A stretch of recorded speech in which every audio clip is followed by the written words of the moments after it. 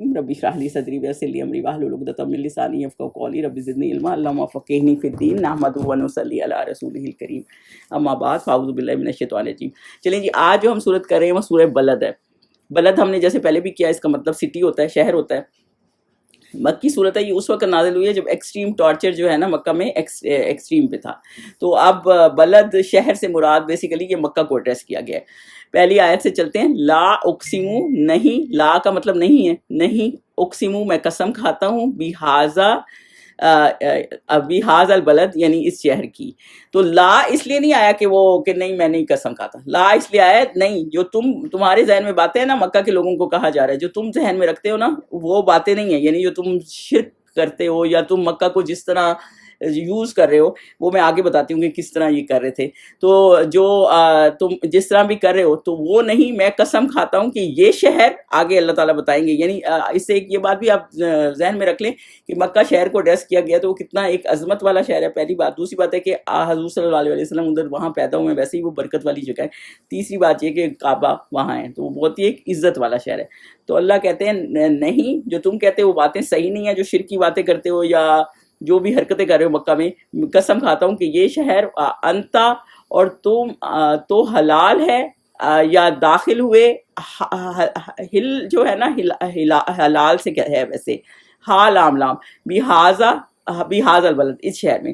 تو بیسیکلی کیا معاملہ تھا کہ وہ اس شہر میں حلال، اس کو دو طرح سے اس کی تفسیر اسکالرز نے کی اس آیت کی، کہ تو حلال کر دیا اس شہر میں۔ تو کیا حلال کر دیا اس شہر میں؟ تو اس شہر میں انہوں نے حلال کر دیا تھا حضور صلی اللہ علیہ وسلم کے قتل کا پروگرام بنا رہے تھے، جبکہ یہ شہر حضور صلی اللہ علیہ وسلم کے آنے سے پہلے ہی ایک حرمت والا شہر تھا، یہاں قتل و غارت سب ختم تھی۔ ایون کسی کافر کا باپ بھی کوئی قتل کر دیتا تھا نا اور وہ حرم میں جا کے گھس جاتا تھا تو اس کو پناہ دے دیتے کہ نہیں اب یہاں کسی نے نہیں مار سکتا کسی کو۔ تو یہ رول بھی توڑنے کے چکر میں تھے کہ اس کو کر رہے تھے، حضور صلی اللہ علیہ وسلم کو مارنے کی کوشش کر رہے تھے۔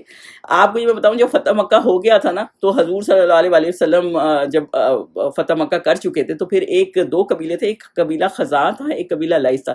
جو قبیلہ خزاع کے قبیلے کے ایک شخص نے نا بنو لائس کے قبیلے کے بندے کو مار دیا، کیونکہ پہلے اس قبیلے والے نے ان کے بندے کو مارا ہوا تھا، اس نے بدلہ لے لیا، اور کیا کہاں؟ مکہ میں۔ تو آپ صلی اللہ علیہ وسلم کو جب پتہ چلا نا تو اونٹنی پر سوار ہوئے اور خطبہ دیا کہ اللہ نے قتل و غارت کو روکا ہے، یہاں پہ آپ نہیں کر سکتے۔ اور نہ مکہ نہ پہلے حلال تھا نہ بعد میں حلال تھا، نہ پہلے حلال تھا نہ بعد میں حلال، کا مطلب ہے نہ پہلے وہاں کوئی قتل کر سکتے تھے نہ اب کوئی قتل کر سکتے ہیں۔ اور میرے اچھا سائمہ، یہ پورے مکہ شہر کے بارے میں یا یہ حرم کا علاقہ ہے؟ یہاں مکہ ہی، کیونکہ اب تو انہوں نے بہت بڑھا دیا، کیونکہ میں کہیں پڑھی تھی جیسے مسجد نبوی ہے نا تو جتنی وہ ایکسٹینڈ کیا نا اس وقت حضور صلی اللہ علیہ وسلم کے ٹائم ٹوٹل شہر ہی اتنا تھا۔ اچھا صحیح لیکن ہے۔ اب جو ہے نا اب تو انہوں نے بہت بڑھا دیا، یعنی سمجھو کہ اور جو طائف کا ایریا بھی بیچ میں مکہ کے ہی آ گیا ہوگا، کیونکہ وہ تھوڑی دوری تھا مکہ سے۔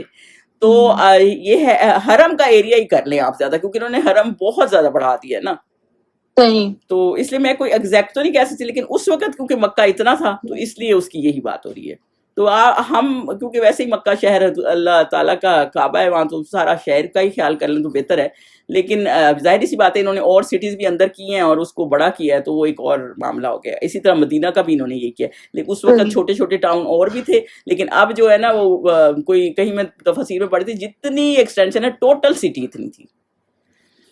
تو اچھا، مکہ نے پہلے نہ پہلے وہاں قتل تھا نہ اب، اور میرے لیے حضور صلی اللہ علیہ وسلم کے لیے ایک سا کے لیے حلال کر دیا تھا۔ یاد ہے آپ کو جب فتح مکہ کے لیے حضور صلی اللہ علیہ وسلم جب صلح حدیبیہ کے لیے گئے تھے، اس وقت جب حضرت عثمان واپس نہیں آئے تھے، بھیجے تھے انہوں نے مکہ میں، تو پھر سب نے وہ شجر کے پاس ایک اوتھ لیا تھا، اور جس کے بعد یہ تھا کہ ہم بدلہ لیں گے، لیکن جنگ نہیں ہوئی تھی۔ پھر جب فتح مکہ کے لیے آئے تھے تو پھر انہوں نے اس وقت بھی کافروں نے ہتھیار ڈال دیے تھے، ورنہ یہ لڑنے کے لیے تھوڑی دیر کے لیے تیار تھا کہ یہ قبضہ ہو جاتا، لیکن جنگ نہیں ہوئی تھی، اللہ تعالیٰ نے ان کو ویسے ہی قبضہ دلا دیا تھا۔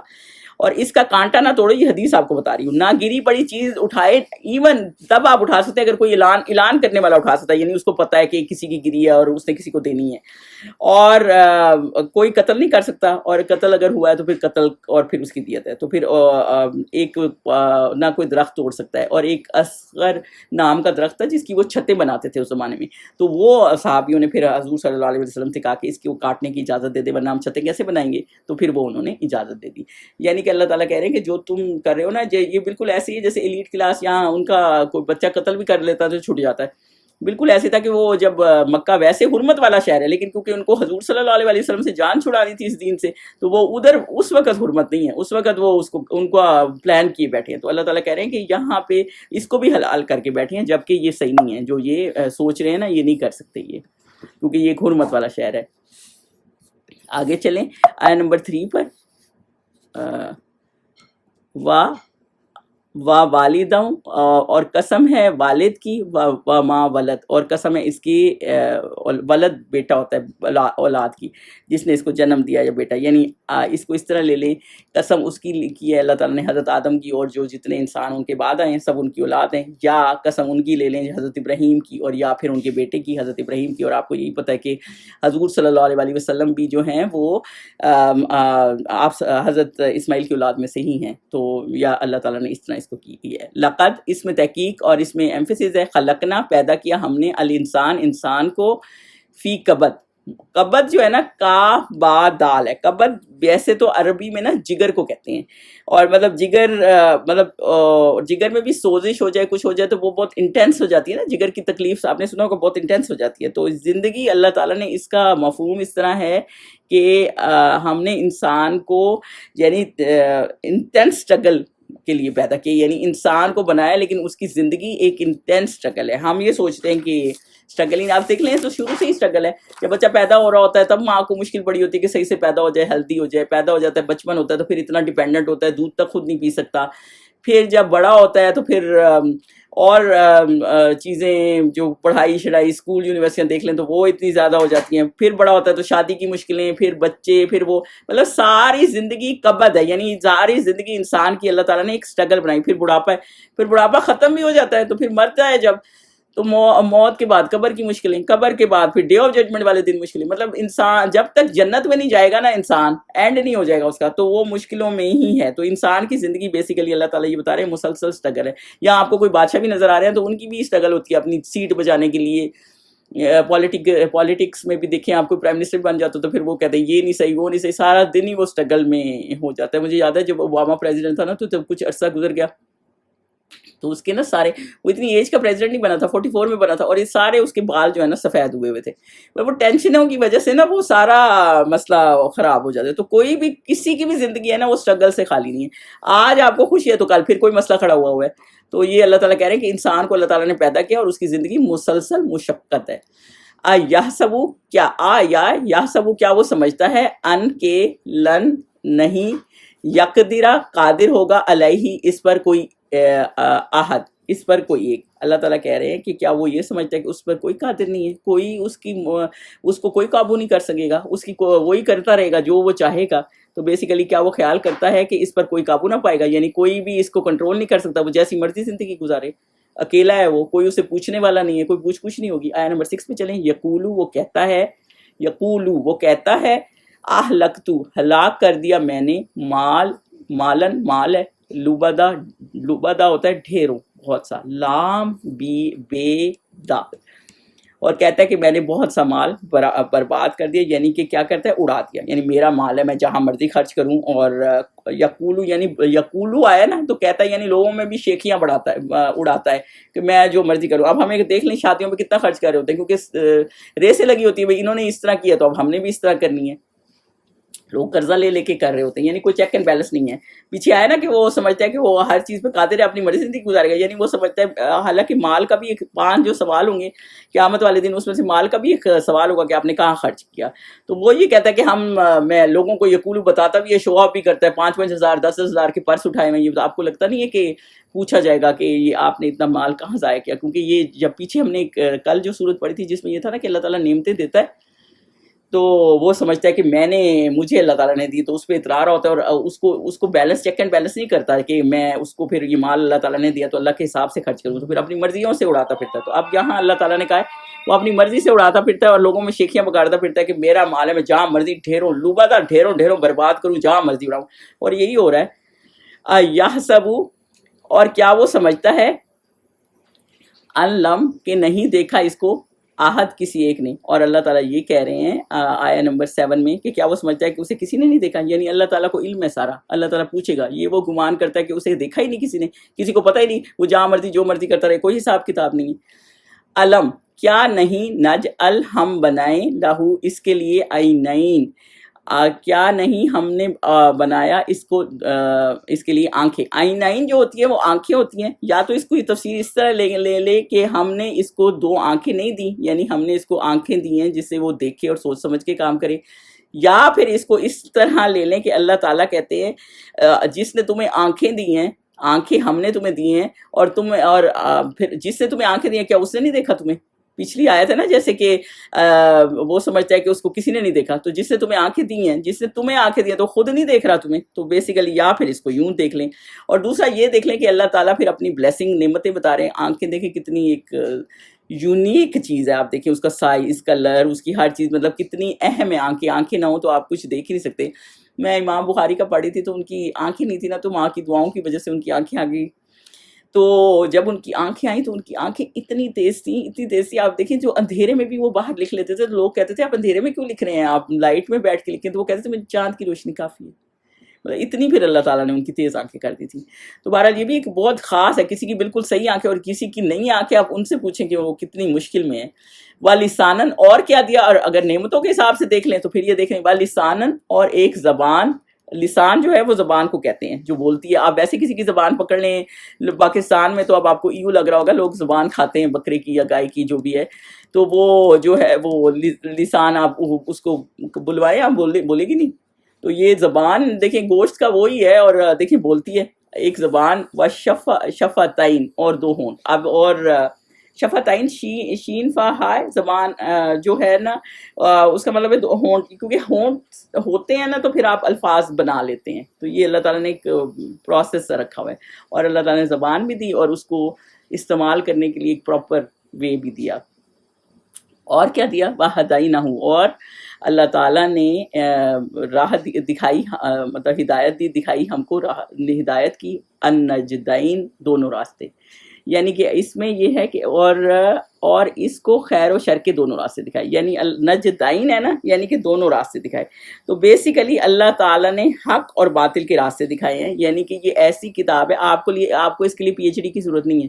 آپ جاہل بھی ہیں نا، ایون بدو جاہل بھی تھے، وہ سمجھ جاتے تھے کہ جو ہے یہ میسیج ایسا ہے، یہ قرآن کا میسیج ایسا ہے. اس کے لیے آپ کو بہت تعلیم کی ضرورت نہیں ہے، یہ کسی کو بھی سمجھ آ جاتی ہے. آپ اس کی تفسیر سمجھیں، آپ کو اس کے لیے بہت زیادہ پڑھائیوں کی ضرورت نہیں ہے کہ نہیں پہلے آپ نے PhD کرنی ہے پھر اس کو کرنا ہے. جیسے آپ ڈاکٹر تو ایسے نہیں بن سکتے، پہلے آپ نے انڈر گریڈ کرنا ہے، پھر یہ FSC کرنی ہے، پھر آپ ایک پروسیس میں آتے ہیں، پھر آپ جا کے آگے وہی چیزیں فارورڈ ہو کے پڑھے ہوتے ہیں نا، وہی بیولوجی. لیکن یہاں یہ معاملہ نہیں ہے. یہ آپ کو اتنی اللہ تعالیٰ نے اس میں دونوں حق اور نجدین، یعنی نون جیم دال سے دونوں راستے ہیں اس میں. اور وہ اللہ تعالیٰ نے ہدایت کے حق بھی ہے اور باطل بھی ہے. جب آپ کو قوموں کے انجام بتا رہا ہوتا ہے اللہ قرآن میں، تو دونوں راستے ہی بتا رہا ہوتا ہے نا، کہ انہوں نے یہ کیا تو اب ہم نے ان کے ساتھ یہ کیا. تو یہ اللہ تعالیٰ نے دونوں راستے اس میں دکھا دیے ہیں، اور ہدایت کے کہ آپ نے کس طرف جانا ہے. تو اللہ تعالیٰ نے اس میں حق اور باطل ہر چیز کو کلیئر کر دیا ہے. فلا 11 پہ چلیں. فلا، پھر نہیں. اقتحمہ، وہ داخل ہوا العقبہ، گھاٹی میں. اقتحمہ جو ہے نا، بیسیکلی اقتحمہ جو ہوتا ہے نا، اقتحمہ ہوتا ہے قاف ہا میم، یعنی بغیر سوچے سمجھے آپ کوئی کام کر ڈالیں. ٹھیک ہے. العقبہ عین قاف بے. عقبہ ایک گھاٹی ایسی ہوتی ہے، راستہ جو کلف نہیں ہوتا، اوپر بہت بلند، اوپر اونچائی پہ ہوتا ہے، بلندی پر جانا مشکل ہوتا ہے نا. تو اللہ تعالیٰ یہ کہہ رہے ہیں کہ اللہ تعالیٰ نے مگر وہ گھاٹی پر سے ہو کر نہ گزرا، یعنی وہ مشکل راستے سے نہیں گزرا. اور عقبہ کیا ہے میں آگے آپ کو بتاتی ہوں. تو بیسیکلی دین پہ چلنا بھی ایک مشکل راستہ ہے. آپ کو ان شارٹ یہ اس لیے بتا رہی ہوں کہ یہاں سے آپ کو آگے سمجھ آ جائے کہ دین پہ چلنا مشکل ہے نا. تو اللہ تعالیٰ کہہ رہے ہیں کہ وہ مشکل راستے پہ نہیں چلا، گھاٹی پہ. وما ادراک مل عقبہ، اور کیا چیز ہے کہ وہ دشوار گزار چیز کیا ہے، وہ دشوار راستہ کیا ہے، وہ عقبہ کیا ہے جس سے گزر کے لوگ جنت میں جائیں گے. کیسے آپ اس سے گزریں گے، وہ گھاٹی کیا چیز ہے جس سے گزر کے، مشکل راستہ کیا ہے جس سے گزریں گے تو پھر ایفرٹ کریں گے تو پھر اللہ تعالیٰ آپ کو آپ کے لیے آسانیاں بھی کر دے گا اور اگلے جہاں جنت بھی دے گا. پہلا اس میں کیا معاملہ ہے. فکو رقبہ. فکو، فا کاف کاف، یعنی فکو کا مطلب ہے آزاد کرنا، رقبہ ایک گردن کا. اس زمانے میں کیا تھا کہ غلام آزاد کرتے تھے نا. تو اللہ تعالیٰ یہ بتا رہے ہیں کہ غلام آزاد کرنا، یعنی اس ایک حدیث پاک کا مفہوم بھی اس طرح کہ ایک جب آپ کو غلام آزاد کرتے ہیں تو ہر باڈی پارٹ کے بدلے جہنم میں آپ کو آزادی مل جاتی ہے، یعنی آپ کے گناہوں سے آزادی مل جاتی ہے. آج کے دور میں کوئی غلاموں والا سین نہیں ہے، یعنی یہ اتنی بڑی نیکی ہے غلام آزاد کرنا، کیونکہ اس زمانے میں انسانوں کی منڈیاں لگتی تھی نا، جیسے آج بکرے وغیرہ کی منڈیاں لگتی ہیں. تو اللہ تعالیٰ، اور ویسے ایلیٹ کلاس کے پاس ہی غلام ہوتے تھے، عام لوگوں کے پاس نہیں ہوتے تھے. یعنی کہ مشکل کام ہے دین پہ چلنا، اللہ کہتے ہیں، لیکن کام کون سے آپ کریں گے تو آپ کے لیے گھاٹی پہ چڑھنا آسان ہو جائے گا. پہلا غلام آزاد کرنا. اور آج کے دور میں کہ آپ کسی کو جیل سے آزاد کرا دیں، کسی کی ضمانت کرا دیں، کسی کا قرضہ اتار دیں، تو یہ سب نا اس چیز میں، جیسے اسکالرس کہتے ہیں، اس میں آ جاتا ہے. فقو کا مطلب ہوتا ہے علیحدہ کرنا، چھڑانا. ٹھیک ہے، آزاد کرنا، چھڑانا، علیحدہ کرنا. آگے آیا نمبر 13، آیا نمبر 14. آؤ یا اطعام، کھانا کھلانا، فی یومن، ایک دن میں، ذی مسغبہ، بھوک والے کو. مسغبہ جو ہے سین غا بے، جو کہ بھوکا ہو. یعنی اور دوسرا یہ کہ کھانا کھلانا. دیکھیں پیچھے بھی ہم نے پڑھا تھا کہ آپ کھانا کھلائیں. دیکھیں ہم وہاں تو کھانا کھلا دیتے ہیں جہاں ہمارے دوست ہوتے ہیں کہ ہمیں انہوں نے ہماری دعوت کی، چلے ہم بھی ان کی دعوت کر دیتے ہیں. لیکن وہاں کھانا کھلائیں جہاں آپ کو کوئی اپریسیشن نہیں ہے، جو لوگ افورڈ نہیں کرتے، جو بھوکے مرے ہیں. کئی لوگوں علاقوں میں کتنا قحط ہے، لیکن ہم پارٹیوں میں کتنا وہ کر دیتے ہیں. یمن میں، افریقہ میں جب ویڈیوز آتی ہیں ہم آگے کرتے جاتے ہیں کہ چلو بس ان کا تو کوئی کر ہی دے گا، یعنی ہم نے نہیں کرنا. آپ یہ دیکھیں، میں ان کے اسٹیٹس دیکھ رہی تھی کہ ہر 9 میں سے ایک بندہ جو ہے نا وہ ہر رات بھوکا سوتا ہے. آپ یہ دیکھیں جب کھانا ضائع کر رہے ہوں تو یہ سوچیں کہ یہ کھانا ایک بندہ اس ٹائم بھوکا سو رہا ہے. اور 25,000 ہر دن بھوک کی وجہ سے مر جاتے ہیں آج کے دور میں بھی، جہاں اتنا آپ ہر چیز پہنچانا کتنا آسان ہے. 9.5 ملین لوگ جو ہے نا ہر سال بھوک کی وجہ سے مرتے ہیں. تو اس لیے یہ چیز کا خیال رکھیں کہ کتنے لوگ مر رہے ہیں. تو اللہ تعالیٰ کہہ رہے ہیں لوگوں کو کھانا کھلائیں. یعنی اطعام، یعنی اطعام، یہاں پہ نا پلورل یوز ہوا ہے، اطعام. تو اطعام نہیں یوز ہوا، اطعام یوز ہوا ہے، یعنی کھانا کھلائیں، یعنی لوگوں کو کھانا کھلائیں. یا کافر مسلمان کا نہیں ہوا. ہم اتنی لیوش شادیوں پہ کرتے رہتے ہیں، وہ نہیں کرتے. میں کسی کا سن رہی تھی، کسی نے نا باہر، وہ پاکستان میں ہوتا نا جیسے شادیوں میں باہر پہلے زمانے میں ہوتا تھا، ٹینٹ لگا دیتے تھے. تو انہوں نے ٹینٹ لگائے اور جب کھانا سرو ہونے لگا نا تو درمیان میں وہ سوراخ ہوتا ہے نا ٹینٹوں کے، وہ ڈنڈا سے لگا ہوتا ہے.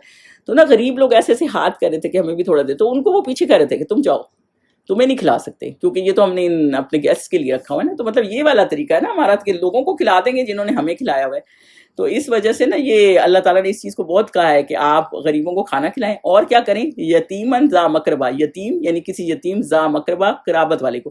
یتیم قرابت والا بھی ہو سکتا ہے جو آپ کے ساتھ ہو، یا آپ کے قریب کوئی ڈیپینڈنٹ ہو، اس طرح سے. کیونکہ ایک بندے کو حضور صلی اللہ علیہ وسلم کا حدیث کا مفہوم ہے نا کہ آپ کو اگر دل آپ کا سخت ہے تو کیا کریں، یتیم کے سر پر ہاتھ پھیرے اور مسکین کو کھانا کھلائیں. یہ دونوں چیزیں آپ کا دل کو وہ کرتی ہے، کیونکہ پھر آپ کے دل میں خیال آئے گا نا کہ جیسے کسی کے پاس بھی نہیں ہے اور اللہ تعالیٰ نے مجھے دیا ہے تو یہ آپ کا فرض ہے. تو یہی جو وہ پیچھے آیا نا کہ مال جیسے مرضی اڑاتا پھر ان کو پوچھنے والا نہیں ہے، تو مال یہاں خرچ کرنا ہے. یہ اللہ تعالیٰ نے طریقے بتائے ہیں کہ کیسے مال کو یوٹیلائز کرنا ہے. آگے چلیں. آؤ یا کسی اوکے مسکینن، ہاں آؤ یا کسی مسکین کو، ذا والے، متربہ، ترابہ یعنی کہ خاک نشین کو. متربہ یہاں پہ جو ہے نا وہ اس طرح سے ہے، آیا نمبر 16 ہے. ہاں تراب جو ہوتی ہے نا، مٹی ہوتی ہے نا تراب، تو مطلب جس کا کوئی ٹھکانہ نہیں ہے. مسکین وہ جس کو جو مٹی میں رلا ہوا ہے، جس کا کوئی ٹھکانہ نہیں ہے، جو اتنی مشکل میں ہے جس کا گزارا ہی نہیں ہو رہا، مٹی میں رلا ہوا. مطلب متربہ جیسے کہ بالکل ہی خاک میں ہے، مطلب اس کا کوئی انتظام نہیں ہے، کوئی اس کا وہ نہیں ہے. کئی لوگ ایسے ہوتے ہیں نا جو کہہ نہیں پاتے، تو وہ یہ اتنی مشکل سے گزر رہا ہے، تو وہ جو ملٹی میں رولا ہوا ہے تو آپ اس کی ہیلپ کریں جیسے. تو یہ بیسیکلی ہیومینٹیرین ورک ہے، جیسے لوگ مدد کرتے ہیں کسی کا بل دے دیا، کسی کا کچھ دے دیا. مطلب ظاہر ہے وہ کوئی ایسے آپ سے مانگے گا نہیں. اگر آپ کو کسی کو لگتا ہے کہ اس کو نہیں ہے اس کے پاس اور وہ بہت زیادہ تنگ ہے تو اور آپ کے پاس ہے تو پھر آپ اس کی مدد کریں. جب مہاجر انصار آئے تھے نا، مہاجر مدینہ میں لٹے پھٹے آئے تھے، کچھ بھی نہیں تھا ان کے پاس، تو انہوں نے کیا کیا تھا، ہر چیز دیتی تھی نا. تبھی حضور صلی اللہ علیہ وسلم کہتے تھے کہ میں ان کے ساتھ کھڑا ہوں، انصار کے ساتھ. انہوں نے ماشاءاللہ بہت بڑا دل دکھاتا. تو اس لیے مسکین کی مدد کرنا نا ایک بہت بڑا درجہ رکھتی ہے. اور انصار آپ کو پتہ ہے ان کا نام بھی اللہ تعالیٰ نے ہی قرآن میں مینشن کیا ہے، تو تبھی ان کا نام انصار پڑا ہے. چلے سما پھر کانا وہ من اللہ زینہ، ان میں سے جو آمنو اور جو ایمان لائے. اب یہ دیکھیں بہت غور طلب ہے، جو ایمان لائے، وتواصوا اور انہوں نے، وتواصوا جو ہے نا واو سی سواد یا سے، اور انہوں نے ایک دوسرے کو تلقین کی. کس چیز کی، یعنی خود ہی نہیں کر کے بیٹھ گئے بسنے کی، گھر میں کر کے بیٹھ گئے. اور کیا کیا، ایک دوسرے کو تلقین کی. بالصبر کی، صبر کی، یعنی کہ کوئی مشکل میں آ گیا تو بھئی اب تم بھی صبر کرو، یہ نہیں کہ اس کو اور ہی اکسا رہے ہیں. و تواصو اور ایک دوسرے کو تلقین کی، و بالرحمہ رحم کرنے کی، راحمین، یعنی کہ اللہ تعالیٰ نے کہا ہے یہ وہ لوگ ہیں اور جو لوگ جنہوں نے صبر کی، ایک دوسرے کو تلقین کی، یعنی خود بھی صبر کیا دوسرے کو بھی، یعنی اجر خود بھی لیا اور دوسرے کو بھی بتایا. رحم کی تلقین یعنی کہ خود بھی کھانا کھلاؤ، دوسرے پہ رحم کرو، دوسرے کو بھی کھانا کھلاؤ، کسی کو ہیلپ ضرورت ہے خود بھی ہیلپ کریں، دوسرے کو بھی ہیلپ کریں کہ تم بھی شامل ہو جاؤ اس میں. آپ کا کوئی وہ کم نہیں ہو جائے گا. جب آپ روزہ کھلواتے ہیں تو اتنا ہی ثواب آپ کو بھی مل رہا ہوتا ہے جتنا آپ نے دوسرے کو کھلوا کے، آپ کا کچھ ضائع نہیں ہو رہا ہوتا. تو اگر آپ نیکی میں دوسرے کو شامل کر لیں گے نا تو کوئی چیز کم نہیں ہو جائے گی، اسی میں آ جائے گی. یعنی خود بھی یہ وہی والی بات ہے کہ اچھی صحبت میں رہیں گے نا، خود بھی نیک کام میں لگیں گے، دوسرے کو بھی نیک کام میں لگا دیں گے. تو یہ اللہ تعالیٰ کہہ رہے جو ایمان لائے اور انہوں نے کیا کیا، دوسرے کو بھی صبر کی تلقین کی. یعنی اگر کسی کا کوئی مسئلہ ہو گیا ہے تو اس کو بھی صبر کی تلقین کی کہ آپ اس کو اتنا ہائپرلی ہینڈل نہ کرو تاکہ بہت زیادہ فساد نہ کریٹ ہو جائے، اور کوئی پریشانی میں ہے تو اس کو صبر کا ہیلپ کریں صبر میں. اور یہ اور خود بھی کیا اور دوسرے کو بھی کیا، اور رحم کرنے کی یعنی کہ لوگوں کی مدد کی اور خود بھی کیا اور لوگوں کو بھی اکسایا کہ آپ نیکی میں کام کریں. اولئکا، اور یہی لوگ اصحاب المیمنہ، میمنہ ہوتا ہے نا دائیں ہاتھ والے، تو یہی لوگ ہوں گے جو دائیں ہاتھ والے ہوں گے. تو اللہ تعالیٰ نے یہ کہا ہے کہ یہی جو اتنے خاص کام کریں گے نا، میمنہ یا میم نون ہے، وہی لوگ دائیں ہاتھ والے ہوں گے. والذین کفروا، اور وہ لوگ جنہوں نے کفر کیا، بھی آیاتنا، ہماری آیات کے ساتھ، یعنی یہ سارے اللہ تعالیٰ کے احکامات ہیں اور نہیں مانا ان کو. ہم، وہ کہاں ہوں گے، اصحاب المشمہ، بائیں ہاتھ والے. اور بائیں ہاتھ والے ہم نے پڑھا ہی ہے کہ کتنی مشکل میں ہوں گے، شین حمزہ میم، جنہوں نے کفر کیا تو وہ بائیں ہاتھ والے ہوں گے. اور آگے علیہم، ان پر نارن، آگ ہوگی، موصدہ. موصدہ ہوتی ہے مطلب جس میں بالکل جیسے تندور آپ بند نہیں کر، واؤ سواد دال ہے، آگ میں بند کی ہوئی، یعنی کہ موصدہ ہوتی ہے جیسے آپ تندور بند کر دیتے ہیں نا اور آگ میں بالکل ایئر ٹائٹ کر دیتے ہیں کوئی چیز پکانے کے لیے، تو بالکل اس آگ میں وہ ایئر ٹائٹ ہوں گے. جو اللہ کے احکامات نہیں مانیں گے نا تو اس میں مکمل بند کر دیں گے، یعنی ان کی ہستی ہی مٹا دی جائے گی.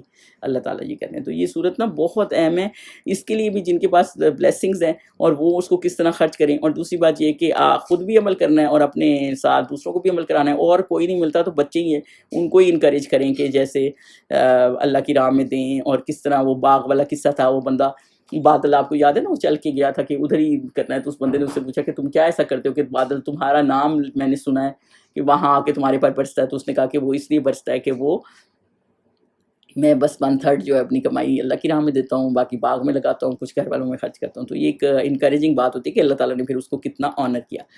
کوئی کوشچن ہے کہ اگلی صورت پہ چلیں، جلدی سے کر لیتے. اگلی پہ میرا خیال چلتے ہیں، ٹائم تو ہے ابھی. ہاں جی، میں تو فارغ ہوں، باقی شادیہ اور سربت سے پوچھ لیں. نہیں ابھی 2 نہیں بجی، یہ 2 بجے تک فارغ ہی ہیں انشاءاللہ. چلیے سورہ شمس پہ چلتے ہیں. شمس سب کو پتہ ہی ہے کیا ہے. شمس جو ہے وہ مکی صورت ہے، یہ بھی حضور صلی اللہ علیہ وسلم عشاء میں پڑھتے تھے، فجر میں بھی پڑھتے تھے، وہ کہیں پہ ہے چاشت میں بھی پڑھتے تھے، دوحہ کی نماز جو ہوتی ہے.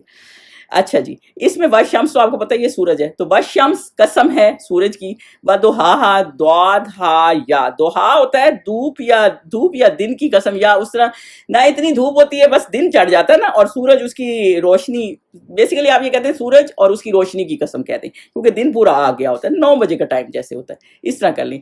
والقمری، اور چاند کی، اذا جب، تلاہا وہ اس کے پیچھے آئے، تا لام واؤ بھی ہے، تال یا لام یا سے بھی ہے اس کا روٹ لیٹر، جب وہ اس کی وجہ. اور قسم ہے چاند کی، تلاہا تلاوت سے بھی ہے، یعنی جو اس کو فالو کرتا ہے. جب سورج چلا جاتا ہے تو پھر کیا آتا ہے، چاند ہی آتا ہے نا، تو چاند اس کو فالو کرتا ہے اس کے بعد، تو اس کی قسم اللہ تعالیٰ نے کھائی ہے. والنہاری، اور قسم ہے دن کی، نہار دن کو کہتے ہیں، اذا جب، جلاہا ظاہر کرے اس کو. جلا ہوتی ہے جب تجلی ظاہر ہو جاتی ہے، یعنی کسی چیز کو چمکا دینا. جب بیسیکلی اس کا جو لٹرل مطلب ہے نا، جب لیمپ ڈھکا ہوا ہوتا ہے نا اس کا پردہ اوپر سے ہٹائیں گے تو جو تجلی نکلتی ہے اس کو تجلا کہتے ہیں. تو بیسیکلی اللہ تعالیٰ کہہ رہے ہیں کہ سورج کی قسم اور دن کی، اس کی روشنی کی، اور اس کے بعد چاند کی جب اس کے پیچھے آتی ہے، اور دن کی جب اسے چمکا دے، یعنی کہ جب دن پورا نکل آتا ہے، جب چمکا دیا جاتا ہے. آگے کیا ہے، واللیلی، اور قسم ہے رات کی، اذا جب، یغشاہا، غاشین یا جو چھا جائے، ہوتا ہے نا جب غشی چھا جاتی ہے، بالکل پوری طرح جب رات چھا جاتی ہے. تو یہ اللہ تعالیٰ کا ایک بہت پیارا پروسیس ہے جو انسان کے تو بس میں نہیں ہے. والسمائی، اور آسمان کی، وما، اور اس کی جس نے بنایا اسے، بناہا اس جس نے بنایا. پہلے ہم نے بتایا تھا نا با نون یا یہ بلٹ اپ کرنے سے ہے، جس نے آسمان کو بنایا اس کی قسم ہے.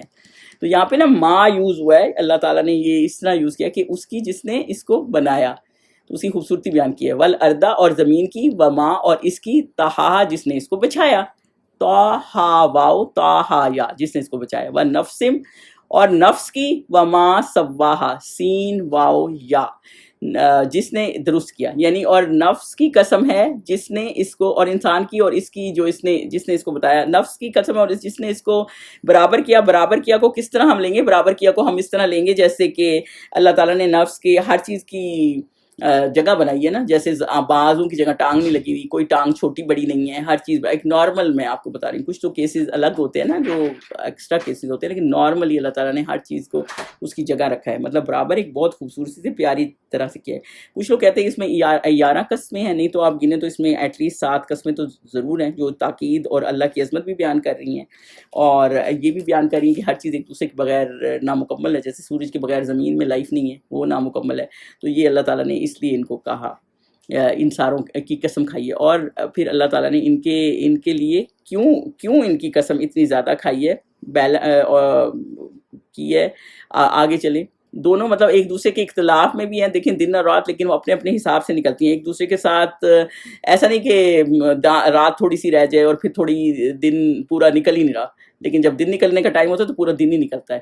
آیت نمبر 8 پہ چلیں، فَلْہَمَہَا لام ہا میم، بس اس نے الہام کیا، الہام فَلْہَمَہَا ہے الہام سے، کس کو؟ ہا کی ضمیر کدھر جا دی ہے؟ نفس کی ابھی بات ہو رہی تھی نا، تو نفس کی طرف جا رہی ہے، اس نے نفس کو الہام کیا، یعنی ان کے اندر ان بلڈ کر دیا اللہ تعالیٰ نے۔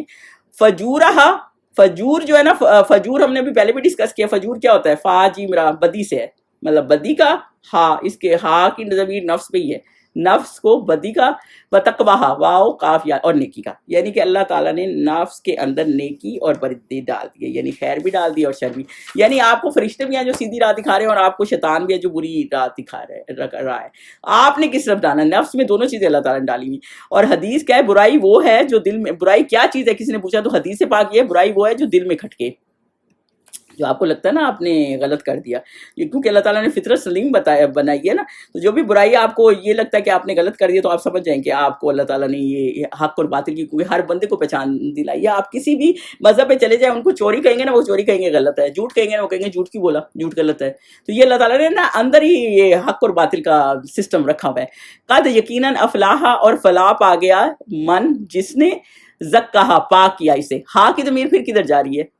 نفس کی طرف، وہ کامیاب ہو گیا۔ فلاح آپ کو پتہ نا ایک وہ فارمر سے ہوتا ہے، تو وہ یہی ہے کہ جو فارمر کا مطلب ہے کہ جس نے محنت کر کے وہ بیج ڈالتا ہے زمین پہ، کتنی محنت کرتا ہے اور اس کے بعد جا کے وہ اس کا پھل کھاتا ہے، تو اسی طرح جس نے محنت کی نا اپنے نفس کے اوپر تو وہ کامیاب ہو گیا۔ اور نفس پہ محنت کس طرح کرنی ہے؟ یعنی خود کو ہم نے چیک کرنا ہے کہ ہمارے اندر برائی کیا ہے، ہم نے کون سی برائیاں ٹھیک کرنی ہیں، اپنی برائیوں کو پہلے نوٹس کرنا ہے، یہ بھی کوئی عام بات نہیں ہوتی برائی کو نوٹس کرنا۔ حضور صلی اللہ علیہ وسلم تھے نا، وہ سجدے میں اپنے نفس کی تزکیہ کی دعائیں کرتے تھے۔ سوچے حضور صلی اللہ علیہ وسلم، ہمارا کیا حالات ہیں؟ ہم نے کبھی یہ دعا کی؟ ہم کبھی یہ دعا نہیں کرتے۔ اب اور دوسرا یہ جو ہے کیا کہتے ہیں، اپنے نفس کو پاک کریں، زکاہا، اور اپنے نفس کو نشو نما بھی کرنا ہوتا ہے نا، کہ اور نشو نما کیسے کریں، اس کو بہتر کیسے کریں؟ نیکی کر کے، جب آپ نیکی کریں گے نا تو وہ بہتر ہو جائے گا۔ اور دوسری بات یہ کہ ہر چیز کو پلان کریں اور نیکی کنٹینیویشن سے کریں، یہ نہیں کہ اب یہ مجھ سے ہوگا نہیں، اب میں کر نہیں پاؤں گا، کرنا شروع کر دیں، جتنا اللہ تعالیٰ نے برکت ڈالی ہوگی ڈال دے گا۔ ایک اسکالر تھے سفیان بن ثوری، وہ کہتے تھے میں 20 سال بعد مجھے تہجد سے محبت، یعنی میں پڑھتا تو تھا لیکن مجھے محبت، یعنی جیسے بچے ہوتے ہیں نا ان کو نماز ایسے مصیبت لگ رہی ہوتی ہے، لیکن پھر جب ہیبٹ پڑ جاتی ہے تو نیند ہی نہیں آتی، صبح ہی آنکھ کھل جاتی۔ خود ہی میری ایک دوست ہے تو اس کی باپ نے بچپن سے اٹھا کے 5 سال سے بچوں کو بٹھا دیتا تھا، حالانکہ اس وقت اتنی فرض بھی نہیں ہوتی تھی، بڑی بہن کو اٹھاتا تھا تو اس کو بھی بٹھا دیتا تھا۔